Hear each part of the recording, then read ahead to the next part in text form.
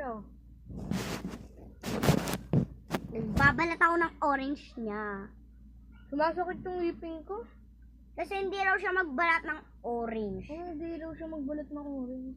Ay, di raw pala siya marunong magbalat ng orange. Oh, sige sa tayo.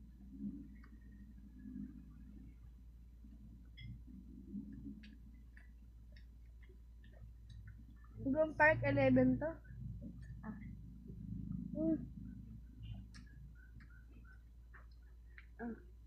Tanggalin mo muna yung mga white. Sadly! Asan yung ano mo?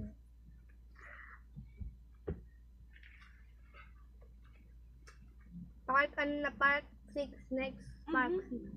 Bye!